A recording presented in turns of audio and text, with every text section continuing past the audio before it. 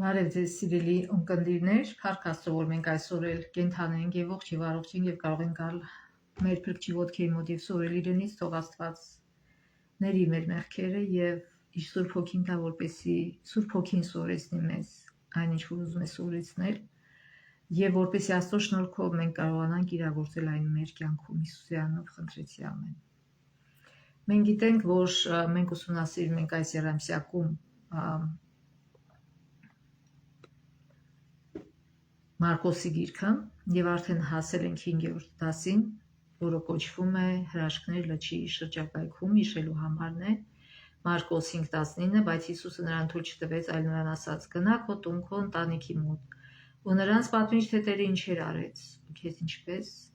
ողորմեց»։ Հիսուսի ծառայությունը հիմնականում տեղի ունեցել Գալիլեայում, հատկապես Գալիլեայի Իդրիական ծովի շրջակայքում, որը ընդգրկում է որը ամենամեծ լիճն է շրջակայքում, ջրային տարածքը եւ շրջակայքում ապրող մարդկանց կյանքի կենտրոններ։ Հիմա տեսնենք, թե ինչ տեղի ունեցավ այս լճի շուրջը, երբ որ Հիսուսը վերջացրեց առակները պատմել, ինչպես անցած դասում մենք տեսանք, ինչ տեղի ունեցավ դրանից հետո, կարդանք Մարկոս 4:35-41 համարը։ Այդ օրը իրիկնադեմին Հիսուսն աշակերտներին ասաց. «Եկեք մյուս կողմն անցնենք», եւ ժողովրդին թողեցին ու նրան,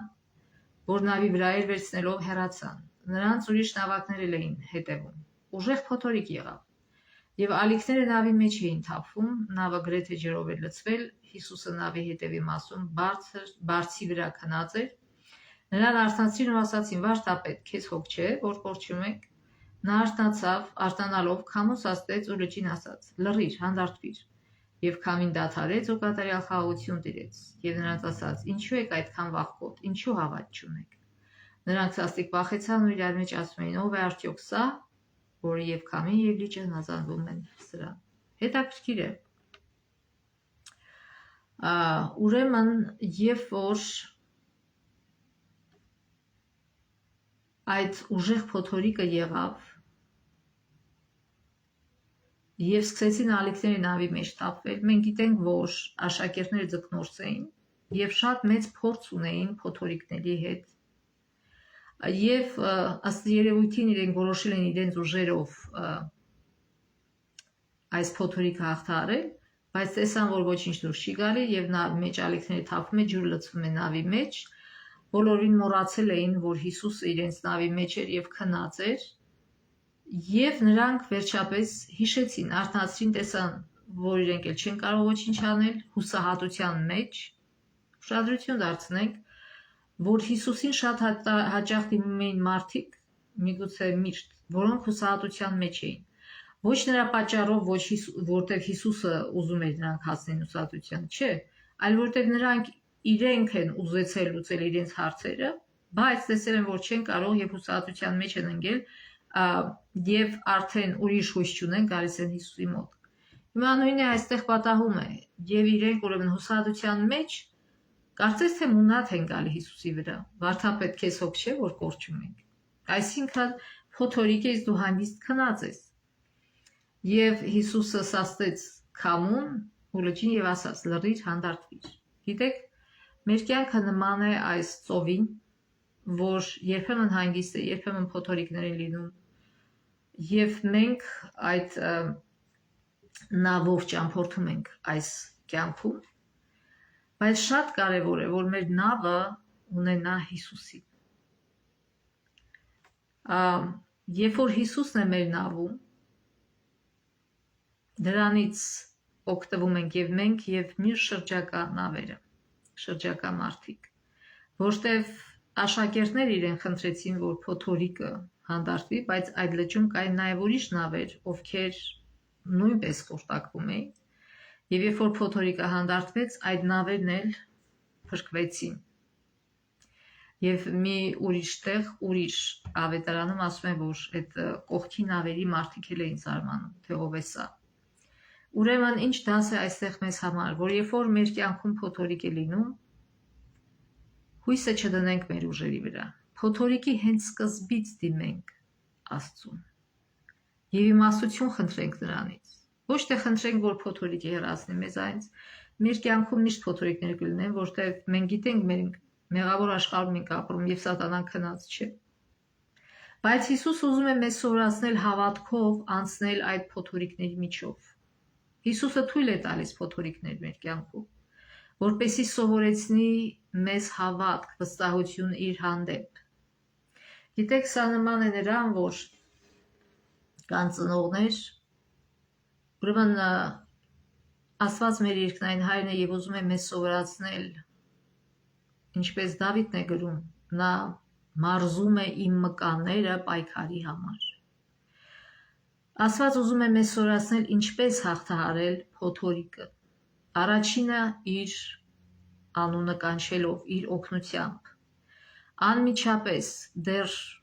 օրվա սկզբին, երբ որ դեռ ոչինչ չի եղել, ոչ մի փոթորիկ չի եղել, դիմեք Աստծուն աղոթք արեք եւ վերջին նախադասությունը Հիսուսի ասած աղոթքի եւ մի տանիր մեզի փորձություն այլ փրկյաց մեզի չարենզի քո արքայություն եւ զորություն եւ փառք հավիտյանս ավիտինց ամեն։ Սա չի նշանակում, որ մեր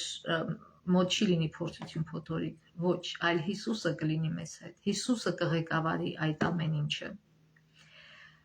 Ինչու է Աստված թույլ տալիս այս ամենը, որովհետեւ գիտեք կան ծնողներ, որ շատ փափուկ ձևով են մեծացնում իրենց երեխաներին։ Այսինքն ամեն ինչից պաշտպանում են, հանկարծ երեխան դժվարության մեջ չընկնի։ Թույլ չեն տալի, որ երեխան սովորի հաղթահարի դժվարությունները։ Պետք է դժվարություն լինի, որ երեխան կոփվի եւ սովորի, թե հասունանա,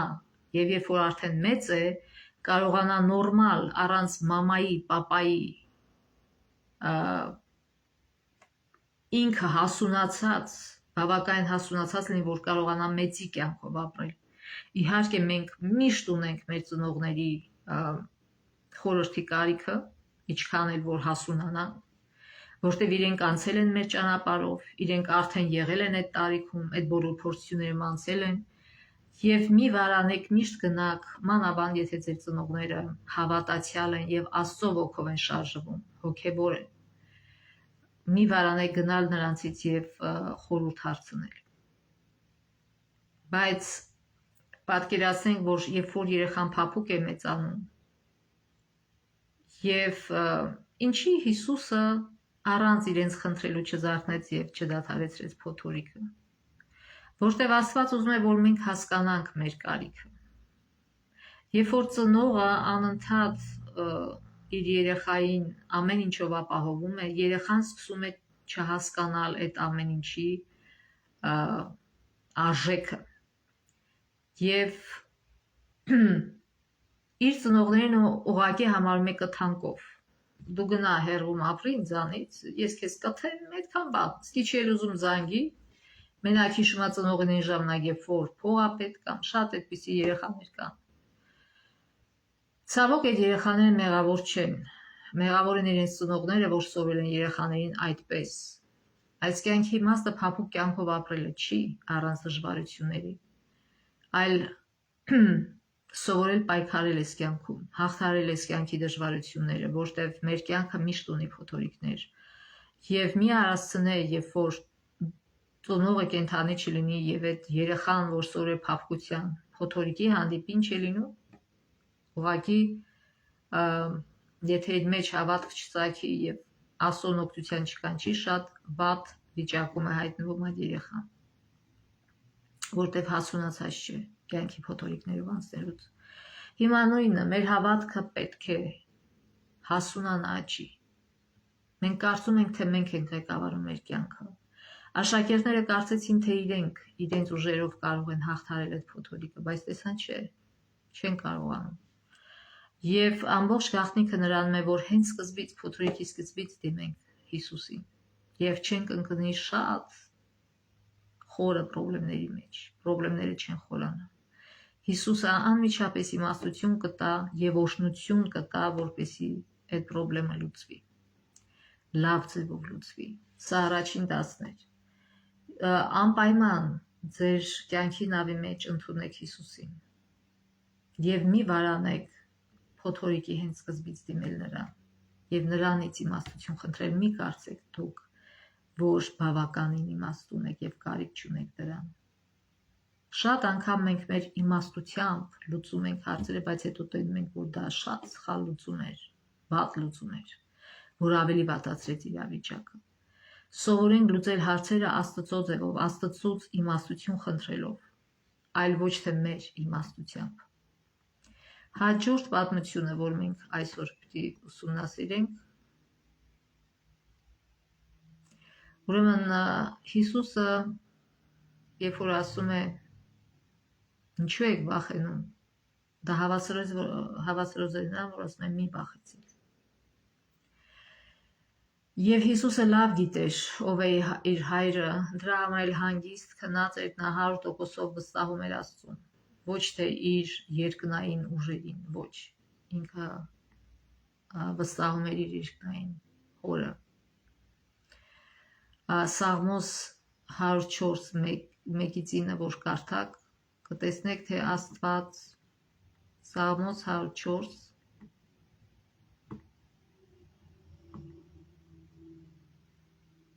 1-9 Օրհնիչ Տիրոջով իմ անձով, Տեր իմ Աստված, դու շատ մեծ ես, գեղեցկություն եւ փառք ես հագել, լույսը հագնում ես անդրցանքի պես, երկինքը տարածում ես վարակույրի պես, նա իր վերնատները շինում է ջրերի վրա, ամպերը կարգ է դարձնում իր համար եւ գնում է քամութևերի վրա, իր հեշտակներին քավիներ է դարձնում իր պաշտոնյաներին այրող կրակ, նա հաստատեց երկիրն իր հիմքերի վրա, որպեսզի բնավ եւ հավիտյան չսասանվի տեղից անուններով, ինչպես անդրցանքով ծածկեցի նրան, ջրերը կանգնում են լեռների վրա։ Քո սաստելուց նրանք փախչում են, քո որոտի ձայնից հետ են գնում սարսափած։ Հիսուսը լավ գիտեր է Սաղմոսը, դրա համար ինքը վեր կացավ եւ սաստեց այդ փոթորիկը։ Սարերը բարձրանում են եւ ձորերը իջնում այնտեղ, որ տեղ ես հաստատել նրանց համար, դու սահման դրիր, որ չանցնեն նրանց հետ չդառնան, որ երկիրը ծածկեն։ Աստված թույլ է տալիս, որ մենք անցնենք փոթորիկների միջով, ոչ թե որպեսզի փոթորիկը մեզ կլանի, այլ որպեսզի փոթորիկը մեզ դաս սովորեցնի, մեր հավատքը ամրացնի եւ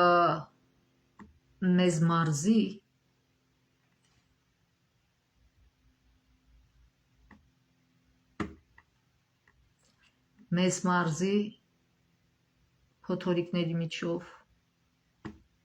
անցնելու, ոչ թե հուսահատության ու պանիկայի մեջ, այլ հանգիստ եւ սառնասիրտ եւ ուրախությամբ դավանելով եւ վստահելով Աստծուն 100%-ով։ Մյուս պատմությունը, որ կա, դա 5-րդ գլխում շարունակում ենք առաջին համարից, Գերգեսացի դիվահարի բժշկումը։ Եկան լճի մյուս կողմը, Գերգեսացիների երկիրը, երբ Հիսուսը նավից դուրս եկավ, գերեզմանից պիղծ ոգով բռնված մի մարդ նրա դեմը ելավ։ Նա բնակվում էր գերեզմանոցում, նրան ոչ ոք նույնիսկ շղթաներով չէր կարողանում կապել։ Շատ անգամ էին նրան ոտնակապերով ու շղթաներով կապել, բայց նա շղթաները կոտրել էր, ոտնակապերը փշրել, ոչ ոք չէր կարողանում նրան զսպել։ Այսինքն էս ինչ ուժ կար այս մարդու մեջ, որ այս մարդը շղթաները կոտրում էր եւ ոչ ոք չէր կարողանում իր վրա, եւ ինքը ապրում էր գերեզմաններում։ Հիմա կհասկանանք, թե ինչու էր այդպես։ Եվ գիշեր ու ցերեկ շարունակ նա գերեզմանոցում եւ սարերում աղաղակում էր ու ինքն իրեն քարերով ծեծում։ Այսինքն չնայած այս մարդը կարծես թե գերբնական ուժ ուներ, բայց նա դժբախտ էր եւ իրեն քարերով ծեծում էր։ Սակայն երբ հեռվից Հիսուսին տեսավ, վազեց եւ երկրպագեց նրան եւ բարձրաձայն աղաղակելով ասաց. ինձ հետ ինչ ունես, Հիսուս Վարդյալ Աստծո որդի, Աստծով եմ քեզ երդվեցնում, ինձ մի տանջիր, որտեվ Հիսուսն ասում էր նրան. պիղծ ոգի դուրս արի այդ մարդու միջից։ Այսքան Հիսուսը հենց տեսավ այդ մարդուն եւ այդ մարդը վազեց դեպի իրան, Հիսուսը սաստեց, ասեց. պիղծ ոգի դուրս արի այդ մարդուց։ Եվ այս պիղծ ոգին, այսինքն այս մարդու վիճակը նույնն էր, ինչ որ Կապեռնաումի դիվահարի վիճակը, բայց ավելի վատ։ Սրա մեջ ավելի շատ դևեր կային, սա ավելի վտանգավոր էր։ Եվ այս դևը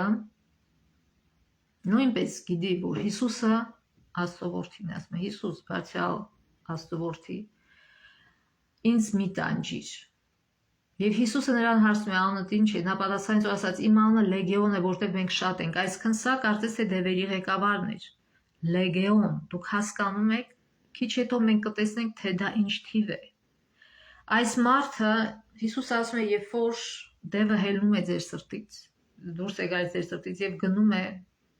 ամայի տեղերը, շրջում է եւ հետո հետ է գալիս այս մարդու տուն եւ տեսնում է, որ այս մարդու սրտում Հիսուսը էլ չկա։ Այսինքն այս մարդը Հիսուսին ընդունել էր, հետո թողել էր եւ իր սիրտը դատարկ էր, անպաշտպան էր մնացել, Հիսուսը չկար այնտեղ որ իրեն պաշտպաներ եւ դևը հանգիստ նորից ուզում է մտնել, ոչ միայն ինքը ասում է, գնում է հավաքում է մի քանի այլ դևերի եւ գալիս մտնում է այս մարդու սրտի մեջ եւ նրա վերջը ավելի վատ է լինում, քան թե դարձի գալուց առաջ։ Եվ այստեղ մենք տեսնում ենք այս մարդու վիճակը, բայց փառք Աստծո, որ Աստված նույնիսկ այս մարդուն կարողացավ օգնել, նույնիսկ այս մարդուն կարողացավ բժշկել, տեսեք ինչ տեղի ունեցավ։ Եվ դևերը շատ էին աղաչում նրան, որ իրենց այդ տարածքից դուրս չուղարկեր, այնտեղ լեռան լանջի խոզերի մի մեծ երամակ կար, որ արածում էր, դևերը նրան աղաչեցին ու ասացին. մեզ այն խոզերի մեջ ուղարկիր, որ նրանց մեջ մտնենք։ Այսինքն դևերը չեն կարող առանց չարություն անելու ապրել։ Եթե մարդուն վնաս չեն պատճառում, ուզում են գոնե կենդանիներին պատճառեն, կամ բնությանը, իրանց կյանքի իմաստը սատանայի եւ դևերի վնաս պատճառելն է։ Եվ տեսեք ինչ է տեղի ունենում։ Ասում է այդ խոզերի երամակի մեջ մեզ ուղարկեք։ Հիսուսն անմիջապես հրամայեց նրանց եւ պիղծ ոգիները դուրս եկան խոզերի մեջ մտան։ Երամակն էլ այն գահավեժ տեղից դեպի լիճը խուժեց, եւ խոզերը, որ 2000 չափ էին, 1000-ի չափ էին, լճում խեղդվեցին։ Տեսեք, հետաքրքիր, որ սրանք խոզ էին, ոչ թե կով էին կամ ոչխար էին, խոզ էին։ Աստվածաշունչը ասում է, որ խոզը անմաքուր միս է։ Եվ Հիսուսը հետաքրքիր է, որ արեց իրենց ուզածը, թույլ տվեց, որ խոզերի մեջ մտնեն իրենք։ Ինչու չխղճաց Հիսուսը այս խոզերին, կենդանի են, իր ստեղծած կենդանին են, բայց Հիսուսը այս թույլ տվեց մարդկանց համար, որ մարդիկ տեսնեն, որ երբ որ իրենք թույլ են տալիս, որ դևերը իրենց կյանքը վերահսկեն իրենց սիրտը, իրենք ինչ բախտեր են արժանանում, իրենք կործանվում են։ Եվ տեսեք ինչ է լինում։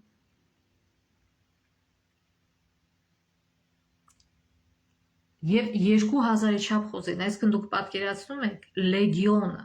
այդ ամբողջ դևերը 2000-ի չափ են եւ միգուցե ավելի, որ մտան այդ խոզերի մեջ եւ այդ խոզերը գժվեցին եւ գցեցին իրենց այդ ժայռից։ Այսօր մարդիկ դիվահար մարդկանց, այսինքն ովքեր չեն կարողանում իրենց վերահսկել, տվել են իրանց սատանայի վերահսկողությանը, ուզում են դեղերով բուժել, այսինքն դեղերով շշմացնում են, բայց հենց դեղերի ազդեցությունը անցնում է, նորից այդ դևերը զարթում են իրանց մեջ եւ սկսում են տանջել այդ մարդուն։ Այսինքն դեղերը չեն կարող բուժել, միակ բուժումը Հիսուսի մոտ է։ Հիսուսը միայն կարող է դևերը հանել մարդու միջից եւ փրկել գժությունից։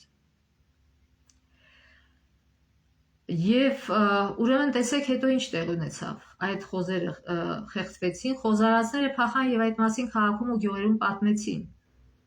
Այսինքն այդ երկու խոզերը, այս խոզարածները չէին 2000 խոզերը։ Տարբեր մարդկանց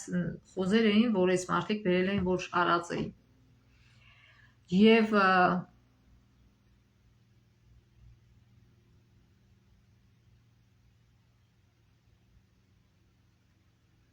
ինչ են ասում, այս մարդիկ դնում ասում են տերերին, որ գիտեք, սենց բան եղավ, ձեր խոզերը ոչնչացան, խեղդվեցին։ Մարդիկ դուրս եկան տեսնելու, թե ինչ էր պատահել։ Եկան Հիսուսի մոտ եւ դիվահարին, որ լեգիոն ուներ նստած, հագնված ու խելքը գլուխը եկած տեսան ու վախեցան։ Փոխանակ ուրախանան, փառք տան Աստծուն։ Գիտեք, երբ որ Կապեռնայումում է դիվահարին բուժեց, ինչ արեցին, մարդիկ փառք տվին Աստծուն, երբ որ տեսան, բայց սրանք ասում են վախեցան։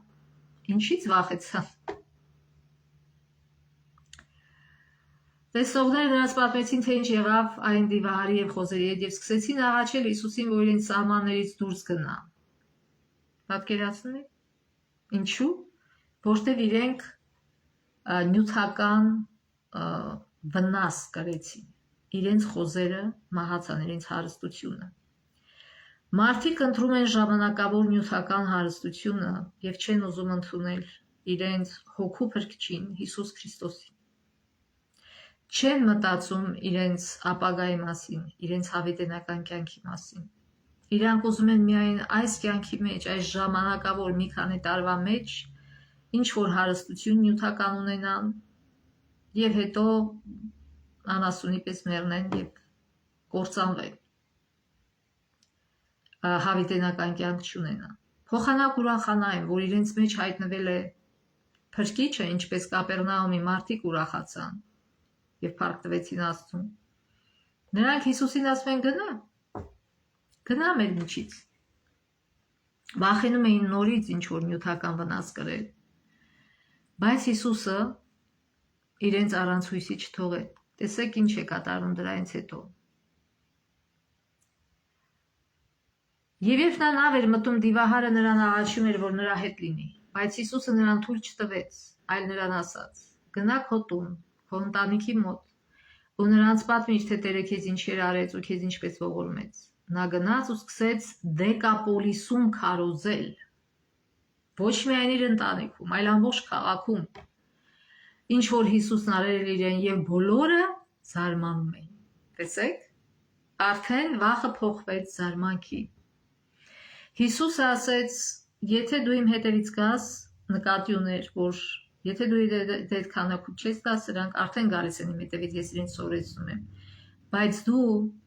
Աստծո արքայությունը օգուտ կտաս, երբ որ գնաս եւ վկայես,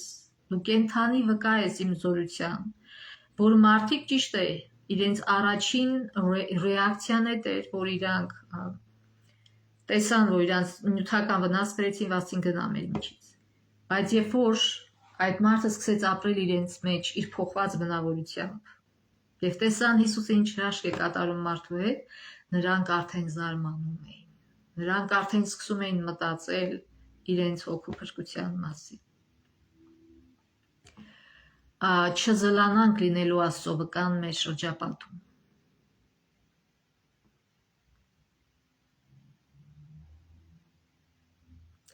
Երբ Հիսուս շարունակենք 21 գլխից, երբ Հիսուսը նավդարձյալ լճի մյուս կողմն անցավ, նրա շուրջը շատ ժողովուրդ հավաքվեց, եւ նա լճի ափին էր։ Եվ ահա եկավ ժողովրդապետներից մեկը անունը Հայրոս։ Երբ Հիսուսին տեսավ, նրա ոտքերի առաջ ընկավ, որտեղ նույնպես ուսահատության մեջ էր։ Այսինքն նա ժողովրդապետներից մեկն էր, սինագոգայի աշխատողներից, եւ պարզ է, որ ինքը չէր ընդունում Հիսուսին, բայց հիմա ուսահատության մեջ էր, որտեղ տեսեք ինչ է ասում։ Նրան շատ էր աղաչում եւ ասում, այսինքն բոլոր մարդիկ ուսահատ վիճակում էին, ում որ Հիսուսը բժշկում էր, բայց նորից Հիսուսը չի ուզում, որ մենք հասնենք այդ ուսահատ վիճակին, հետո բժշկի։ Հիսուսը, եթե մենք իրեն դիմենք, մինչև ուսահատության մեջ են գնելու, ինքը կբժշկի։ Աղջիկս մահամերձ է, արի ձեռքդ վրան դիր, որպեսզի բժշկվի ու ապրի։ Հիսուսը չսեց նրանց ավելի, բայց ինչի եք ընդունում, ես ինչի կամ, չէ, անմիջապես, ասում է, եւ Հիսուսը գնաց նրա հետ, նրան մեծ բազմություն էր հետևում, որը եւ նեղում էր նրան, այսինքն Հիսուսը անմիջապես ուզում է օգնել մեզ, անմիջապես, կապ չունի մեր հավատը ինչքան է, նա անմիջապես ուզում է մեզ օգնել։ Նույն այդ մարդը նույնիսկ չկարողացավ իր բերանով ասել այդ Գերգեսացի դիվահարը, դևերն էին իր մեջից խոսում, բայց նորից Հիսուսը կարդաց իր սիրտը, որ նա ուզում է բժշկվել, իր վիճակից դուրս գալ, եւ դուրս եկավ այդ մարդը։ Եվ հիմա Հայրոսն է, ուսահատության մեջ խնդրում է նրա, եւ ինքը սկսում է այդ ճամփորդությունը, գնում է դեպի իր տուն, որպեսզի բժշկի իր աղջկան, աղջիկը դեռ մեռած չէ, ասում է մահամերձ է աղջիկս։ Եվ ուրեմն ճանապարհին, ասում է, մի կին, որ 12 տարի արյունահոսություն ուներ։ Նա բազում բժիշկների կողմից շատ էր չարչարվել, իր ամբողջ ունեցվածքը վատնել ու ոչ մի օգուտ չէր ստացել, ընդհակառակը ավելի էր վատացել։ Այսինքն նորից հուսահատության մեջ էր այս կինը։ Մարդիկ, ովքեր անցնում են փոթորիկների միջով իրենց կյանքում, հուսահատվում են։ Տեսնում եք, սկզբից մինչև վերջ բոլոր այս պատմությունները հուսահատված մարդիկ են, սկսված 12 աշակերտից Դիվահարը, հիմա Հայրոսը, հետո այս կինը։ Երբ Հիսուսի մասին լսեց, ամբողջի միջով նրա հետևի կողմը եկավ եւ նրա հագուստին դիպավ, որտեղ ասում էր, եթե միայն նրա հագուստին դիպչեմ, կբժշկվեմ։ Հիսուսը շտապում էր, շտապ գնում էր, եւ այս կինը մտածեց, գիտեք, կանայք ավելի ամաչկոտ են եւ այնպիսի խնդրեմ ուներ, որ միգուցե ամաչում էր Հիսուսին ասեր։ Բայց այնքան հավատք ուներ, որ ասում էր, հագուստին էլ դիպչեմ, կբժշկվեմ։ Եվ ինքը չկանացրեց, Հիսուսին չպատմեց, չասեց ինձ կբժշկես, չէ։ Այնքան ուժեղ հավատք ուներ, որ ասում է նրա հագուստին դիպա, որտեղ ասում էր, եթե միայն նրա հագուստին դիպչեմ կբժշկվեմ։ Նրա արյունահոսությունը անմիջապես դադարեց եւ մարմնի մեջ զգաց,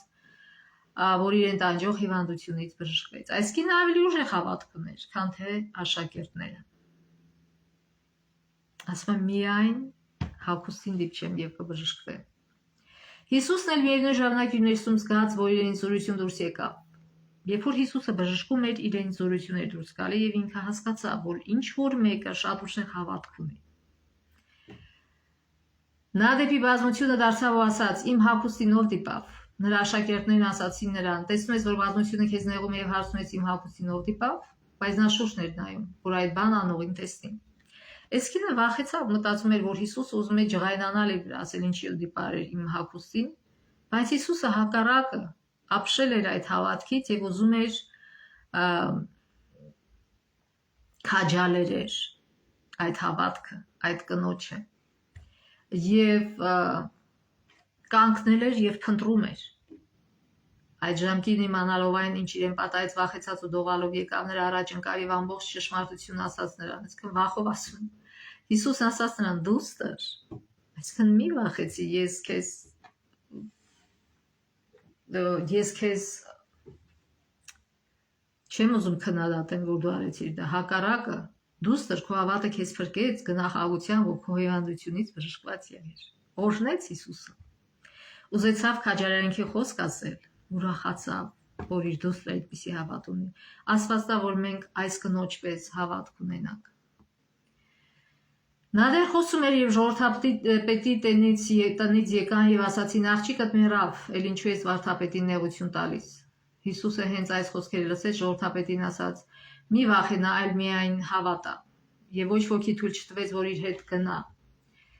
Բացի Պետրոսից, Հակոբոսից ու Հակոբոսի եղբորից Հովանեսից։ Եվ ժողովրդապետի տուն եկավ, այնտեղ իրարանցում եւ լաց խոստեցավ, ներս նտավ նրանց ասաց. «Ինչու եք իրարանցել ու լաց լինում, երեխան մեռած չէ, այլ քնած է»։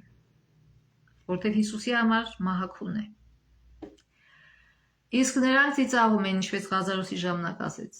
որ Ղազարոսը քնել է։ Իսկ նրանք ծիծաղում էին նրա վրա, բայց նա բոլորին դուրս արեց եւ վերցնելով երեխայի հոր, այսքան համոզված էին, տեսել էին, որ մահացել է երեխան։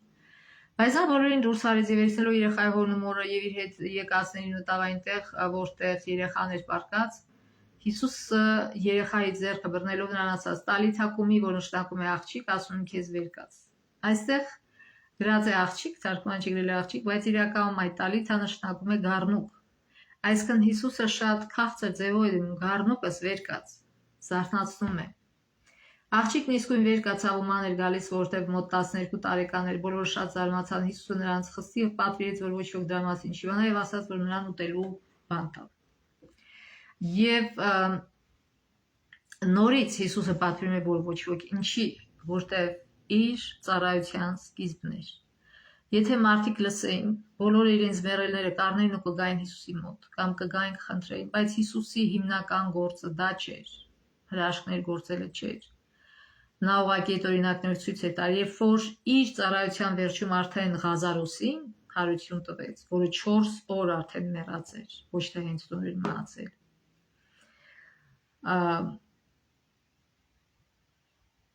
Ինքը արդեն դարեց հրապարակայնորեն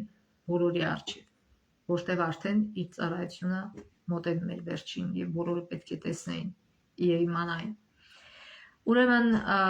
այստեղ չի տալիս, գիտեք, սովորաբար երբ որ բուժում է կատարվում, ասում է, որ օրինակ այն հռոմեացի զինվորի հիշում եք, որ խնդրեց իր ծառայի համար, որ հիվանդ է, եւ ասեց միայն այստեղից հրամայր եւ ինքը կբուժվի, կարիք էլ չկա, այսքան նրա հավատքն էր գովեց Հիսուսը, զարմացավ, ասեց ես չեմ տեսել նույնիսկ Հրեաստանում այսպիսի հավատք։ Եվ այդ ծառան բուժվեց եւ ասում է այդ մարդը դարձի եկավ, իր ամբողջ տունը դարձի եկավ, բայց այստեղ չի նշում այդ մասին, լռում է։ Չգիտենք Հայրոսը դարձի եկավ, թե ոչ։ Դա իր եւ Աստծո միջև է։ Ուրեմն հիմա անցնենք մյուս գլուխը, 6-րդ գլուխը։ Տեսնում եք ինչ հետաքրքիր դասեր ենք մենք այստեղ ստանում։ Հիսուսի այցելությունը Նազարեթ։ Հիսուսն այնտեղից դուրս եկավ եւ գնաց իր հայրենի քաղաքը։ Նրա աշակերտները գնում էին նրա հետևից, շաբաթ օրը սկսեց ժողովրանում ուսուցանել, շատերը նրան լսելով զարմանում էին ու ասում. սրան այս բաները որտեղից կամ այդ ինչ իմաստություն է սրան տրված, որ սրա միջոցով այսպիսի հրաշքներ են լինում, սա այն Հյուսնը չէ, Մարիամի որդին Հակոբոսի, Հովսեսի, Հուդայի ու Սիմոնի եղբայրը, սրա քույրերն այստեղ մեզ մոտ չեն եւ դա խանգարում էր նրանց հավատալ Հիսուսին, այսինքն իրենց նախապաշարումները խանգարում էր հավատալ, որտեղ իրենց գլուխը մտցրել էին Մեսիայի բոլորովին ուրիշ կերպար, որ գալու է թագավոր դառնա հռոմեացիների նետիրելու, բայց սա ընդհանրապես հասարակ հյուսն էր, իրենց մեջ էր ապրում, շատ խելոք էր եւ բարի էր, ճիշտ է, բարի էր, բայց եւ զարմանում են, որտեղ Հիսուսը ոչ մի ռաբիական դպրոց չէր այցելել, այլ իր մայրն էր իրեն սովորեցրել Աստվածաշունչը։ Ինքը տնային դպրոց էր ունեցել, Մարիամն էր իրեն սովորեցրել եւ ինքը թագավորի պալատում չէր ծնվել, թագավոր չէր իր հայրը կամ այսինքն իր իսկական հայրը երկնային թագավորն է մեր, բայց պրիոնը, այսինքն իր հետացուն, այսպես ասենք, թագավոր չէր, այլ հասարակ հյուսն էր եւ ինքը ծնվել էր գոմում։ Եվ այդ ամեն ինչ այդ նախապաշարումները, որ մարդիկ ունեին, թե Մեսիան ոնց է գալու, ինչ է անելու, ինչպես օրես լինեն, դրանք խանգարում էին իրենց ճշմարտությունը ընդունելու։ Եվ մինչև մարդը իր նախապաշարումներից չհրաժարվի, պատրաստ չլինի, նոր ուսմունքը ընդունել չի կարող ընդունել։ Ինքը պիտի հրաժարվի իր հին նախապաշարումներից, հասկանա, որ ինքը սխալ բաներ է սովորել իր կյանքում եւ ժամանակն է եկել, որ սխալներ ուղղվի։ Եվ Հիսուսը նրանց ասաց. չկա մի մարգարե, որ չանարգվի իր հայրենիքում իր ազգականների իր տան մեջ։ Ասում է, որ առաջինը ձեր տան մարդիկ, ովքեր դարձի չեն գան, ձեզ կհալածեն, Հիսուսն էր ասում։ Եվ չէր կարողանում այնտեղ ոչ մի հրաշք գործել, բացի մի քանի հիվանդների վրա ձեռքերը դնելուց ու բժշկելուց, եւ զարմանում էր նրանց անհավատության վրա։ Երբ որ Հիսուսը ուժեղ հավատք էր տենում, ուրախանում էր, բայց երբ որ այսպիսի անհավատություն էր տենում, զարմանում էր ու տխրում։ Եվ իր մոտ շարունակենք, եւ իր մոտ կանչեց 12-ին ու սկսեց երկու ուղարկել նրանց իշխանություն տալով պիղծ ոգին իր վրա նրանց պատվիրեց, որ ճանապարհի համար ոչինչ չվերցնեն, բացի գավազանից ոչ մախախ, ոչ հաց, ոչ էլ դրամ գոտու մեջ, այլ հողաթափեր հագնեն եւ երկուական հագուստ չվերցնեն, նրանց նաեւ ասաց, որ տունը մտնեք, այնտեղ մնացեք, այնքան ժամանակ մինչև այնտեղից մեկնեք, այսինքն որ իրանց բեռը շատ չլինի, ասում ծառայող մարդու բեռը նյութական շատ քիչ պիտի լինի, որ իրեն չճնշի։ Եվ բացի դա մի ձև էր, որ մարդկանց օգնություն խնդրելով իրենք վստահություն էին ստանում մարդկանցից։ Որտեւ ասում է նրանց նաև ասաց, որ տունը մտնեք, այնտեղ մնացեք այնքան ժամանակ, մինչև այնտեղից մեկնեք։ Եվ ովքեր ձեզ չընդունեն ու ձեզ ականջ չդնեն այնտեղից դուրս գալիս ձեր ոտքից փոշին թափ տվեք, որպես վկայություն նրանց դեմ։ Ճշմարիտ եմ ասում ձեզ, Սոդոմի ու Գոմորի դատաստաններն ավելի հեշտ կլինի, քան այն քաղաքինը։ Տեսեք։ Երբ որ մենք ընդունում ենք Աստծո լուրը, ընդունում ենք լուր տվողներին, մենք օրհնությունն ենք ընդունում Աստծո։ Հիշում եք, որ Հիսուս ասեց՝ մի բաժակ ջուր էլ իրենց տակ, Աստված դա գնահատում է եւ ձեզ օրհնում է։ Բայց երբ որ չենք ընդունում, մենք կորցնում ենք Աստծո օրհնությունը եւ կարժանանանք Սոդոմի ու Գոմորի դատաստանից։ Մեր քաղաքները Սոդոմի ու Գոմորի նույնիսկ ավելի բեթար ասում է, ավելի հեշտ կլինի Սոդոմի ու Գոմորի դատաստանները, քան այն քաղաքինը։ Մի ուրիշտեղ ինքը ասում է ինչու, որովհետև ինքը անձամբ է եկել, այս կա իր ներկայացուցիչները Սոդոմ ու Գոմորին միայն Ղովտն է կարծես թե լույս տվող եղել, բայց նորից նրանք չընդունեցին, այսինքն սրանք ավելի մեծ լույս հնարավորությունն էին ընդունելու, բայց չընդունեցին։ Աշակերտները դուրս ելան եւ քարոզում էին, որ մարդիկ ապաշխարեն շատ դևեր էին հանում, շատ հիվանդների յուղով օծում էին եւ բժշկում նրանց։ Եվ Հերովդես թագավորը լսեց Հիսուսի մասին, որտեղ նրա անունը հայտնի էր դարձել, ոմանք ասում էին, թե Հովհաննես Մկրտիչի մեռելներից հարություն է եղել եւ դրա համար նրա կողմից հրաշքներ են գործվում, ոմանք ասում էին, թե Եղիան է, ոմանք էլ թե Մարգարե կամ Մարգարեների նման մեկը, եւ երբ Հերովդեսը լսեց, ասաց. «Սա Հովհաննեսն է, որին ես գլխատեցի, նա մեռելներից հարություն է եղել»։ Այսինքն իր խիղճը խայթում էր։ Անդադ ինքը վախի ու խղճի խայթի մեջ էր ապրում եւ դրա համար երբ լսեց ասում սա հաստատ Հովհաննեսն է, որին ես գլխատեցի։ Հիմա պատմում է թե ինչպես եղավ այդ պատմությունը, ինչպես Հերովդես թագավորը որոշեց եւ գլխատեց Հովհաննեսին։ Մի հարմար օր պատահեց, երբ Հերովդեսն իր ծննդյան օրն, որովհետեւ Հերովդեսն ինքն էր ուղարկել Հովհաննեսին բռնելու եւ նրան բանտարկելու իր եղբոր Փիլիպոսի կնոջ Հերովդիայի պատճառով, որին կնության էր առել։ Իսկ Հովհաննեսը Հերովդեսին ասել էր. չի թելադրվում, որ եղբորդ կնոջն առնես։ Այսինքն թագավորը մահացել էր եւ ինքը եղբայրը պիտի նստեր թագավոր, բայց այս Հերովդիան չուզենալով հրաժարվել իր թագուհի լինելուց, այսինքն ինքը դադարում էր թագուհի լինելուց, որոշեց մի ուրիշ ձևով թագուհի մնալ, այսինքն գայթակղեց Հերովդեսին, եղբորը թագավորի, որպեսզի սա ամուսնանա իր հետ եւ ինքը շարունակի մնալ թագուհի, դուրը եկել էր թագուհի լինելը։ Բայց դա օրենքին դեմ էր։ Եվ Հերովդեսը փորձելով փրկել այդ մեղքից, այսինքն Հովհաննեսը փորձելով Հերովդեսին փրկել այդ մեղքից, իրեն զգուշացնում էր, չի թույլատրվում, որ եղբորդ կնոջն առնես։ Հերովդիան նրա դեմ ոխ էր պահում եւ ուզում էր սպանել նրան։ Այսինքն եթե բաժանվեր Հերովդեսը, նա դադարում էր թագուհի լինելուց։ Բայց չէր կարողանում, ուրեմն ուզում էր սպանել, բայց չէր կարողանում, որտեղ Հերովդեսը Հովհաննեսից վախենում էր։ Նա գիտեր, որ այսքան վախենում էր, այս բառը հարգում էր։ Նա գիտեր, որ Հովհաննեսը արդար ու սուրբ մարդ է եւ խնայում էր նրան, որտեղ ասում աբիդի գալ, այսքան պահպանում էր նրան։ Նրա ասածների շատ բաներ անելով եւ հաճույքով լսում էր նրան։ Տեսնում եք, ասում են նույնիսկ նրա ասածների շատ բաներ անում էր եւ ասում հաճույքով էր լսում նրան։ Այս մարդը ուզում էր դարձի գալ։ Բայց նրանից պահանջվում էր շատ կարևոր քայլ, որ ինքը հրաժարվեր այս կնոջից։ Մի հարմար օր պատահեց, երբ Հերովդեսն իր ծննդյան օրն ընթրիքի էր հրավիրել նախարարներին, զորապետներին ու Գալիլեայի մեծամեծներին, երբ Հերովդիայի աղջիկը ներս մտավ եւ պարեց, Հերովդեսին ու հրավիրվածներին դուր եկավ, թագավորն աղջկան ասաց. «Խնդրիր ինձանից ինչ ուզում ես, եւ ես կտամ քեզ»։ Եվ նրան երդվեց. «Ինչ էլ ինձանից խնդրես, կտամ քեզ, մինչև իսկ իմ թագավորության կեսը»։ Ուրեմն քեֆ է, ընթրիք է, մարդիկ խմել են, հարբել են, ալկոհոլի ազդեցության տակ է Հերովդեսը, եւ այս Հերովդիան, որ նենքին է, շատ լավ գիտի ալկոհոլի ազդեցությունը, եւ քանի որ իրեն դրթում էր սատանան իր մտքերը, սատանան դրթեց այս կնոջը, որ շատ լավ հանգամանք է, շատ լավ հնարավորություն է, օգտագործիր, որպեսզի գլուխ ուտես Հովհաննեսի։ Եվ ինքը ուղարկում էր աղջկան, աղջիկը սիրուն դեռահաս աղջիկ էր եւ ասում է գնա բարի, գայթակղիր իրենց։ Եվ սրանք են խմած, տեսում են այդ կնոջը, Հովհաննես Թումանյան գրում է թե չլինեին կինն ու գինին, ինչեր չէր լինի։ Եվ այստեղ կար երկուսը, եւ գինին եւ կինը, գայթակղություն։ Ուրեմն տեսեք ալկոհոլի ազդեցության տակ ինչ է ասում Հերովդեսը։ Հերովդես, դու թագավոր մարդ ես, եւ այս դեռահաս աղջկան, ով է այս աղջիկը, որ դու ասում ես մինչեւ իմ թագավորությանը կեսը կտամ քեզ, որպես ինչ, ինչու ես այդպիսի հիմար բաներ ասում։ Այդ դեռահաս աղջիկը ինչ պիտի աներ այդ թագավորության կեսը։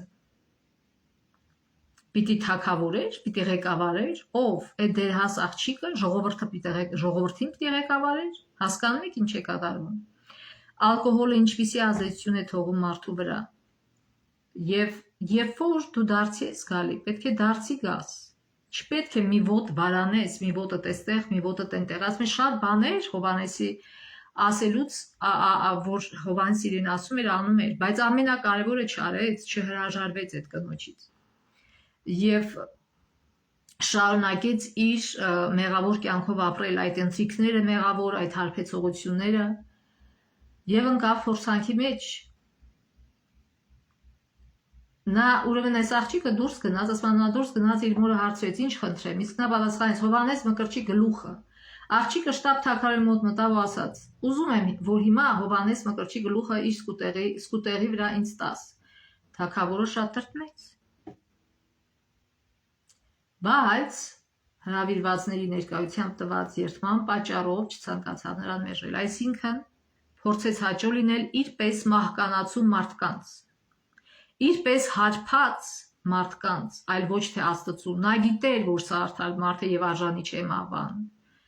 բայց ալկոհոլի ազդեցության տակ եւ իր եսի պատճառով, որտեղ ինքը չէր հրաժարվում, չէր կանում ճշմարտության ճանապարհին, մասնատվել էր։ Հիսուսը ասում է, չեք կարող երկու տիրոջ ծառայել, կամ մեկին լավ կծառայեք, մյուսին վատ։ Եվ այդպես էլ եղավ։ Այս մարդը վերջի վերջո իր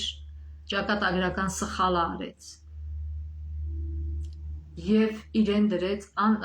դևերի եւ սատանայի իշխանության ներքո եւ իր եսը թույլ չէր տալ, այդ իմ բերանն ասել, ինքը իբր թե ով է, որ այս մարդիկ կասեն ինքը ասեց, բայց իր խոսքից հետ կանեց։ Հասկանում եք, ինչ մոլորությունների մեջ է ընկնում մահկանացու մարդ, ով կարծում է, թե ինքը ինչ-որ բաներ ինձ ներկայացնում։ Շատ հանցագործություններ եւ բադ բաներ լինում են հենց ալկոհոլի ազդեցության տակ։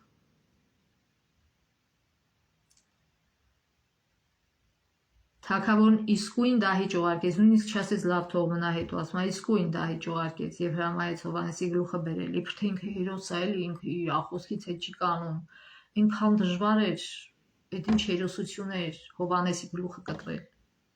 Ցավալի է, շատ ցավալի։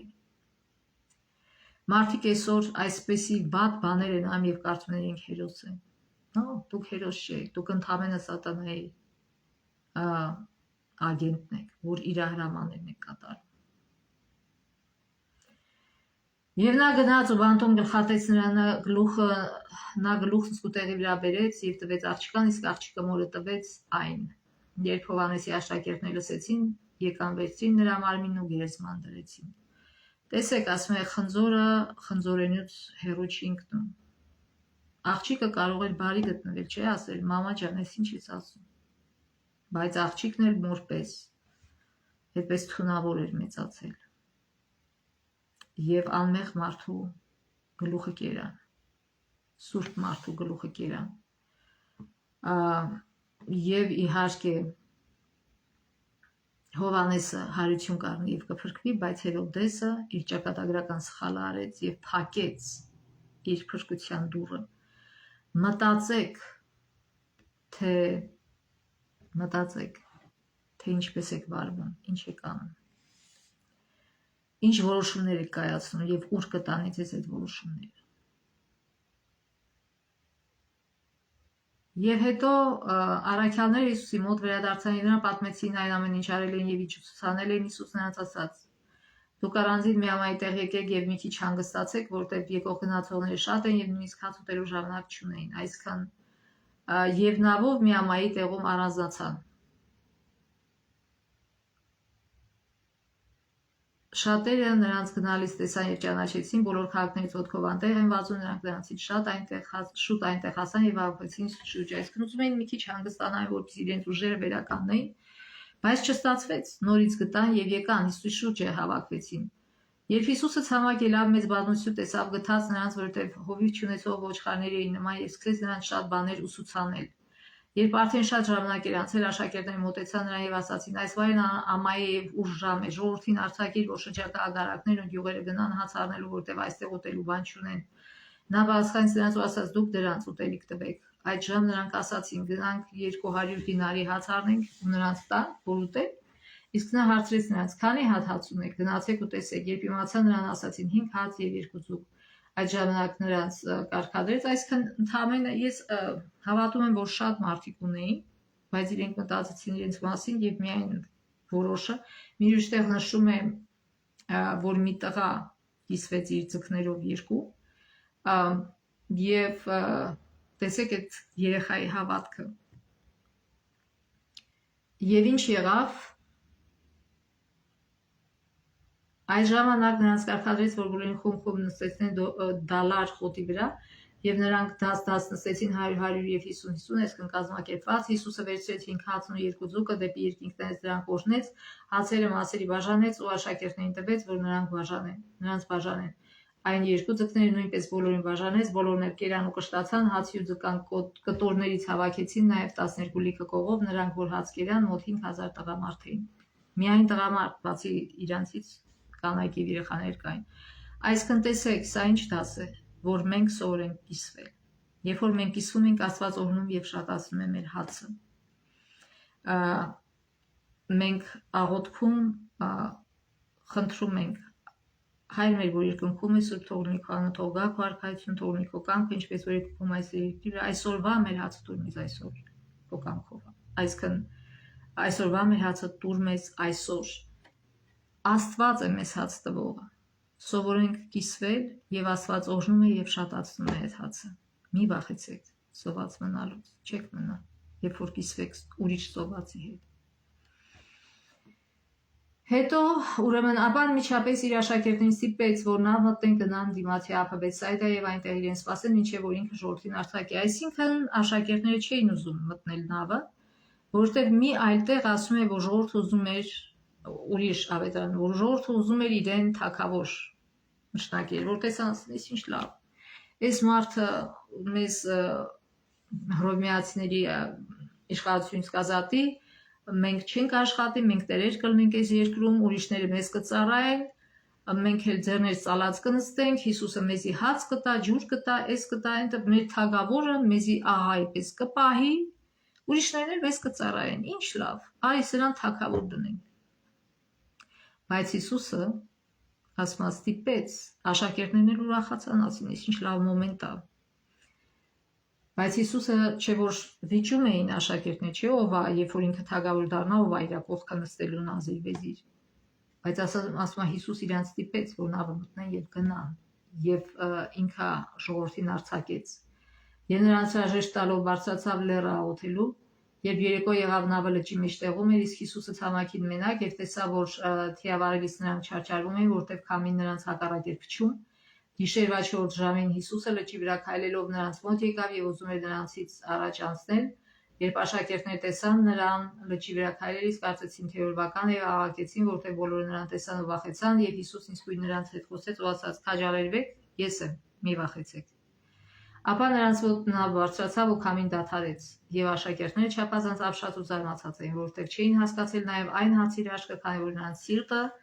անդարմացած էր, որտեղ իրենց ուղեղը դեռ լցված էր այդ հին խմորով, այդ հին հացով փարիսեցիների։ Իրանք ուրիշ ձևի մեսիա չէին կարող պատկերացնեին, ինչ որ իրանց մատուցել էին, այդ էին պատկերացնում, այդ նախապաշտումները չէին թողում իրանք հասկանային։ Թե իրականում ինչի համար է եկել մեսիան, որ իրենց մեղքերից փրկի, որ իրենց նոր կյանք տա, այլ ոչ թե իրանց դարձնի աշխարհի տերն ու տիրակալը։ Հրեաները մինչև հիմա այդ մտքով են ապրում, որ իրանք պիտի դառնան այս աշխարհի տերն ու տիրակալը եւ բոլոր ժողովուրդները իրենց ծառայեն, իրանց մեսիաներ կգա ու կթագավորի ամբողջ աշխարհի վրա։ Բոլորովին սխալ ձևով են պատկերացնում ճշմարտությունը։ Եվ ուրեմն իրանք երևի դժգոհ էին, որ Հիսուսը հրաժարվեց թագավոր դառնալուց, մտածում էին, որ ինքը թուլամորթ է, վախենում է թագավոր նստի, եւ իրանք հայտնվել էին, որպեսզի Հիսուսը այդ մեղքից իրանց շեղի, ինչ նորից փոթորիկ եղավ, նորից ալեկոծվում էին, եւ այս անգամ Հիսուսը նավի մեջ չէր, բայց Հիսուս իրեն չթողեց, ինքը ջրերով եկավ եւ իրենք խնդրեցին, որ ինքը նորից իրենց նավի մեջ մտնի, եւ ինքը մտավ եւ փոթորիկը դադարեց։ Ուրեմն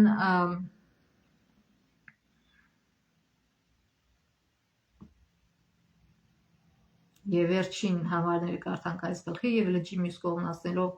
Եկան Գենիսարեթ, ուցամակ ելան, երբ նրանք դուրս եկան նավից, մարդիկ իսկույն ճանաչեցին Հիսուսին, այդ ժամ գավառի ամբողջ շրջակայքից վազեցին եւ սկսեցին մայրիչներով հիվանդների բերել, որտեղ լսում էին, թե Հիսուսն այնտեղ է,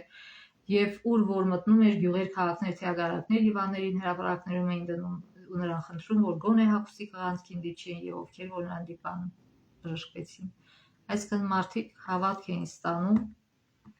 Փառք Աստծո եւ այն կնոջ օրինակով դիպչում էին եւ բժշկվում։ Ուրեմն տեսեք, ինչքան փոթորիկներ, ինչքան դասեր մենք այսքան այդ փոթորիկների մասին դասերը մենք ստացանք։ Թող այս դասերը Աստված ամրապնդի մեր մեջ, վերջում կարդանք Դարերի փափագից 333-348 պեջերից։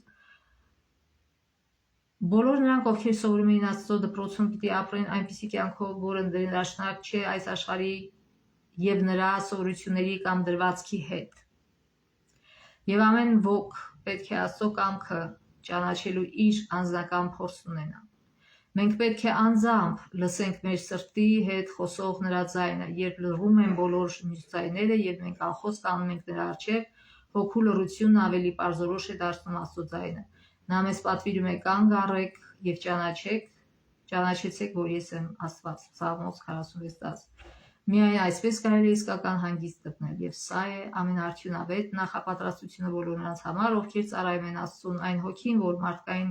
անցուդարձի եւ ամենօրյա լարված գործունեության մեջ այս կերպ նորոգում է իր ուժերը, շրջապատված կլինի լույսի ու խաղաղության մթնոլորտով։ Աստվածային զորությամբ լցված կյանքի բուրմունքը կհասնի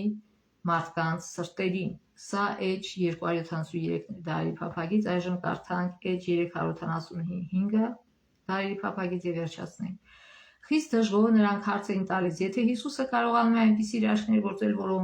որոնց իրենք ականատես են եղել, միթե չի կարող առողջություն, ուժ եւ հարստություն տալ իր ողջ ժողովրդին եւ իր ողջ ժողովրդին եւ ազատելով իր կյանքիչներից փառքով ու իշխանությամբ պսակել նրան։ Այսինքն ժողովրդին։ Այն փաստը, որ նա իրեն Աստծո առաքյալն է կոչում, սակայն հրաժարվելով դառնալ Իսրայելի թագավորը, մի գաղտնիք էր, որի մեջ նրանք անկարող էին թափանցել։ Նրա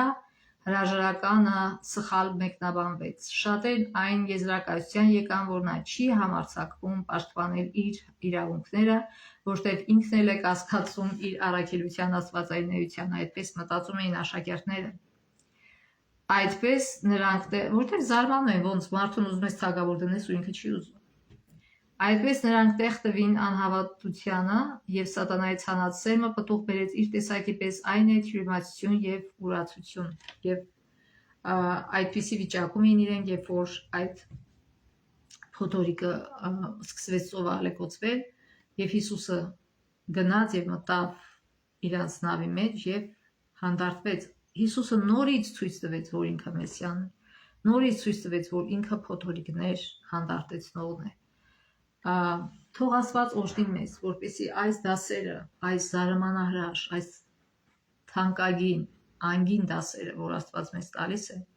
մխրճվի մեր ուղեղում, եւ որ մենք հասկանանք, երբ որ մենք լույս ենք ստանում, մենք պատասխանատվություն ենք դրվում մեր վրա, ընդունելու այդ լույսը եւ համաձայն այդ լույսի շարժվելու առաջ, այլ ոչ թե Հերովդեսի պես վարանելով այստեղ այնտեղ, մինչև որ ինքը իրան կործանեց։ Եվ Աստված մի արցնե, որ մենք նմանվենք Հերովդեսին, թող մեր հավատքը լինի այն կնոջ հավատքի նման, որ ասեց միայն դիպչեմ եւ կբժշկվեմ։ Եվ այդ կինը ոչ միայն բժշկվեց իր մարմնով, այլ նաեւ իր հոգին բժշկվեց, իր կյանքը նորոգվեց, իր սիրտը նորոգվեց։ Թույլ տանք Հիսուսին մտնել մեր կյանքի նավը եւ նորոգել, մտնել մեր սիրտը, որպեսզի դևերը վերջի վերջո չգրավեն մեր սիրտը։ Մենք չենք կարող չեզոք լինել, եթե մենք թույլ չտանք Հիսուսին ապրել մեր սրտում, դևերը առանց հարցնելու կգան եւ կապրեն լեգիոններով։ Եվ մենք կհայտնվենք այդ խեղճ ու կրակ մարդու իրավիճակի մեջ, որը շատ ուժեղ էր, բայց որը շատ դժբախտ էր։ Ուժի արկայությունը չի նշանակում երջանկություն, փառքի արկայությունը չի նշանակում երջանկություն, հարստության արկայությունը չի նշանակում երջանկություն, հասկանանք դա։ Երջանկությունը կարող է լինել միայն մեր Արարչի հետ, ով մեզ ստեղծել եւ փրկագնել է։ Թող Աստված օրհնի, որ մենք այս միշտ շաբաթվա օրերին իր դասերը լավ հիշենք եւ այդ դասերի համաձայն ապրենք։ Աստծո ողորմությամբ մինչև մյուս շաբաթ։